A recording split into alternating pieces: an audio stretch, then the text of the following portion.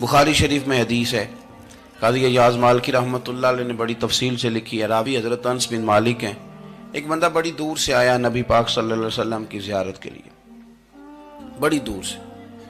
عرب کے جو سردار ہوتے تھے ان کے بڑے ناز نخرے ہوتے تھے، وہ خیر آج بھی ہیں، پروٹوکول کا ماحول آج بھی، یعنی وزیر صاحب کے آگے دو چار گاڑیاں نہ ہوں تو ان کو مزہ ہی نہیں آتا، پولیس والے آگے پیچھے بھاگیں تو حالانکہ ان کو نہیں پتا کہ جو پولیس والے آگے پیچھے بھاگ رہے ہیں نا، یہ حکومت بدلی تو گرفتار کرنے بھی انہوں نے ہی آنا ہے، لیکن وہ بڑا مزہ آتا ہے جب لوگ گاڑی کے پیچھے بھاگتے ہیں۔ کیا بات ہے جناب، بڑی بات۔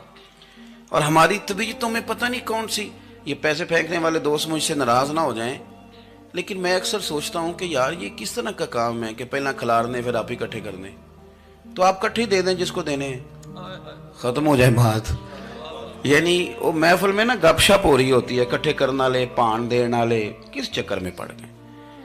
حضور غوث اعظم رضی اللہ تعالیٰ عنہ کی محفل میں شیخ یحییٰ نجاج آیا کرتے تھے تو وہ کہتے تھے کہ ہم وہاں گنتے تھے آج کتنے بندوں نے توبہ کی، تو ہم سے گنے نہیں جاتے تھے، اتنے لوگ توبہ کرتے تھے۔ بزرگوں کی محفلوں میں توبہ کرنے والے گنے جاتے تھے، ہماری محفلوں میں پیسے گنے جاتے ہیں اور وہ پرچیاں دی جاتی ہیں۔ ایسا نہ کریں، اس سے گھٹن پیدا ہوتی، اور پھر جو نوٹوں والے ہوتے ہیں وہ فرنٹ سیٹوں پہ آ جاتے ہیں۔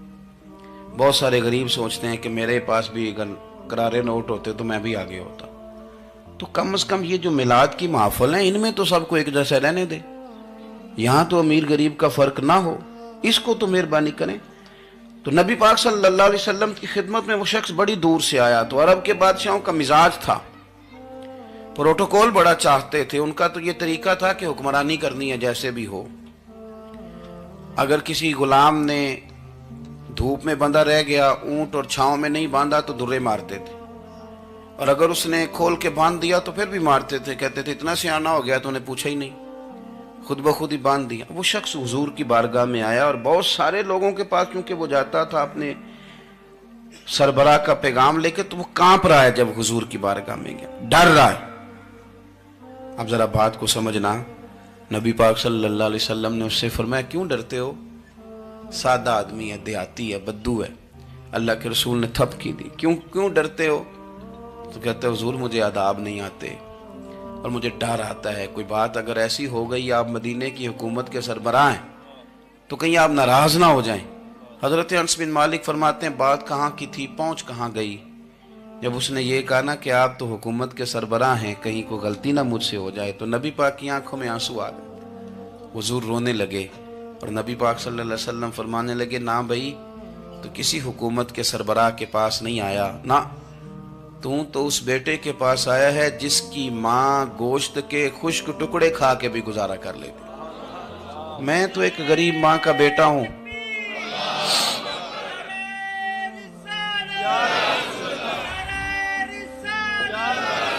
بھائی اگر آپ کا یہ ذوق بن جائے، دیکھو نا آج تو لوگ بھول جاتے ہیں نا، کپڑے بدل لیتے ہیں تو وہ سمجھتے ہیں کہ شاید سارا کچھ ہی بدل گیا، یعنی گاؤں سے آ کر پڑھنے والے بھول ہی گئے ہیں کہ کس کی ماں نے کتنا زیور بیچا تھا۔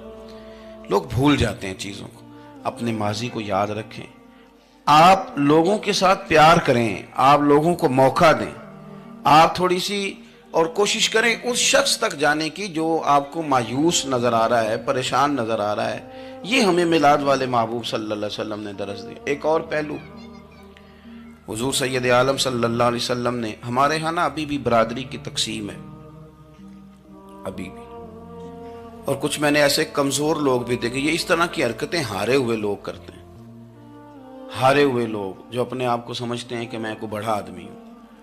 بڑا آدمی تو اپنے اخلاق سے ہوتا ہے، اپنے کردار سے ہوتا ہے، اپنی سخاوت سے ہوتا ہے، لوگوں سے پیار کرنے سے ہوتا ہے۔ باقی یہ کہ بیٹھ کے کہانی سنانا کہ میں بڑا کچھ کرتا ہوں، تو جو کچھ کرتا ہوتا ہے اسے سنانے کی کوئی ضرورت ہے؟ ایک اور بہت سارے لوگ آپ تعزیت کرنے جائیں نا والد کے انتقال کے بعد، تو ان بیچاروں کو بتانا پڑتا ہے کہ ابا جی میرے بغیر دوائی نہیں کھاتے تھے۔ تو میں کہتا ہوں اگر تیرے بغیر نہیں کھاتے تھے پھر بتانے کی ضرورت نہیں، پھر تو سارے گاؤں کو پتا ہوگا کہ تیرے بغیر نہیں کھاتے تھے۔ اور اگر کوئی دال میں کالا ہے تو پھر تیری وضاحت کوئی بندہ قبول نہیں کرے گا۔ تو آپ کو بتانا کیوں پڑ رہا ہے؟ اور آپ بار بار اس بات کا ذکر کیوں کر رہے ہیں کہ ہم بہت بڑے قبیلے کے ہیں؟ صاحب اگر آپ بڑے قبیلے کے ہیں تو پتہ ہوگا سارے علاقے کو آپ کتنا لوگوں کا خیال کرتے ہیں، آپ کس قدر محبت کرتے ہیں، آپ کا انداز کریمانہ کس طرح کا، پھر آپ کو بتانے کی کوئی ضرورت نہیں ہوتی، پھر خود بخود خبر ہوتی ہے۔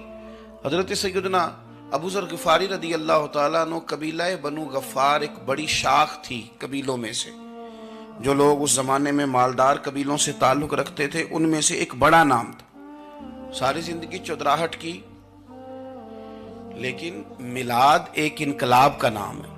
میں میلاد منانے والے دوستوں سے گزارش کرتا ہوں کہ آپ ہر سال میلاد منائیں، اور ہر سال میلاد کے بعد آپ تھوڑے بدل بھی جائیں، یعنی تھوڑے سے بدل جائیں۔ کچھ لوگ کہیں یار یہ داڑھی میں نے 12 ربیع الاول والے دن رکھی تھی، یہ میری میلاد والی داڑھی ہے، اور داڑھی رکھیں بھی نبی پاک کی مرضی کی۔ کس کی مرضی کی؟ نہ ناراض ہو جائے جی میں ٹور چلا، بس کس مرضی کی جی؟ اپنی مرضی کے نہیں۔ داڑھی کا وزن کو نہیں ہوتا کہ پوری مٹھی رکھیں گے تو آپ کو کوئی دقت ہوگی، کوئی وزن نہیں، پوری رکھیں، جو حضور کا طریقہ مبارکہ ہے جو ہمیں ملتا ہے اس پر آپ توجہ فرمائیں۔ تو میں جو بات عرض کرنے جا رہا ہوں وہ میلاد انقلاب ہے۔ حضور سید عالم صلی اللہ علیہ وسلم کی بارگاہ میں آنے سے پہلے لوگ کچھ اور ہوتے تھے، اور یہاں سے ہو کے جاتے تھے تو پھر ان میں تبدیلی آتی تھی۔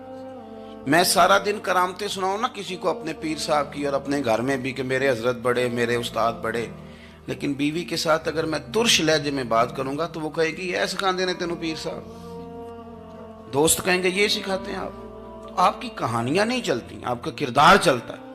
حضرت ابو ذر غفاری رضی اللہ تعالیٰ عنہ فرماتے ہیں چونکہ میں چودھری تھا، سیدنا بلال حبشی رضی اللہ تعالیٰ عنہ کے پاس میں بیٹھا تھا، کسی بات میں بات آگے بڑھی اور بڑھتے بڑھتے بات شکرنجی تک چلی گئی، رائے کے اختلاف نے باتوں میں تلخی پیدا کر دی، اور جب تھوڑے لفظ اور تیز ہوئے تو میں نے انہیں کہہ دیا چپ کر، تو ابشن کا بیٹا ہے۔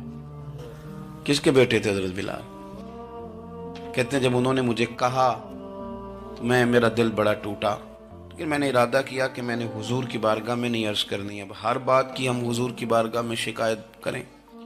لیکن میں جا کے مسجد میں بیٹھا، اور جب سرکار آئے نا، ارادہ نہیں تھا کہ عرض کروں گا، لیکن حضور کا چہرہ دیکھا تو دکھ میرا خود ہی تازہ ہو گیا۔ رونے کا بھی تو تب ہی مزہ آتا ہے نا کوئی اپنا ملے تو۔ فرماتے ہیں کہ میرے آنسو نا بغیر اختیار کے چھلک پڑے، اور میں کھل کے روئے، کھل کے۔ قربان جاؤں محبوب کے بھی حضور نے پاس نہیں بلایا، بلکہ نبی پاک اٹھ کے خود میرے پاس آئے اور مجھے کندھوں سے پکڑ کے سینے سے لگایا، اور جب میں کھل کے رو لیا تو حضور میرے آنسو پوچھنے لگے۔